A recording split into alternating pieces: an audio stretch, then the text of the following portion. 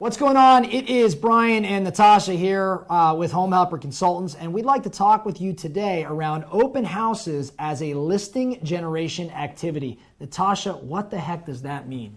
So I think that as agents, we typically think of open houses as an opportunity to collect some buyers, to find an unrepresented buyer that we can work with. And here's the thing, in today's market, that's happening less and less. Either buyers are getting smarter and they're trying to shut you down right away by saying, oh, I've got an agent, I'm not going to give you my info, or they actually are represented. So what I'd like for you to try and do is think of your open houses as an activity to generate potential listings. So if you come at it with that mindset, it can be a great activity as far as that goes. Mm-hmm. As far as lead generation goes, right? Mm-hmm. We've experienced that the open house, while great in terms of generating business, oftentimes it's the activities leading up to the open house that generate the bigger opportunity to create more business, right? Because we talk around door knocking to invite all the neighbors. Sometimes we'll mail, sometimes we'll email, sometimes we'll call around the neighborhood to invite people. And while we want to generate traffic, it's a lot of those conversations that lead to business well beyond or outside of that open house. Absolutely. So starting with the ideal way to do this, and maybe not until it cools off a little bit, but the ideal way to do this is to start with door knocking.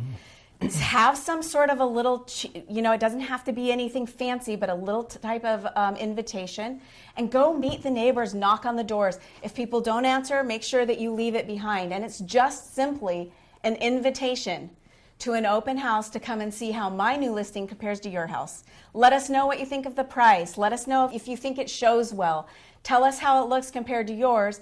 And that is an invitation for people to come out and see the activity in their neighborhood. A lot of times when I've done this in the past, people will show up with the little door knocker and be like, you invited me and I'm just a neighbor, I'm not a buyer, I'm just coming in to find out how much this house is listed for and what it looks like. And I know you've done a great job with this, you kind of mentioned it, but you make that first hour of a lot of your open houses exclusive to the neighborhood, the neighbors. Yeah. So you knock on the door and you say, hey, I'd like to invite you to my open house. The first hour is exclusive only to those individuals living in this neighborhood, and then it's open to the public after that. So there's this exclusiveness that actually drives more attendance to your open house. Right. And then think about the way that you are presenting your listing to the neighborhood.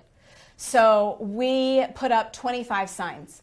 We put up balloons. We have activity out in front of the house. We do exclusive first hour to the neighbors. So we make sure that everybody can see that we're going above and beyond, and we're not just doing a normal open house.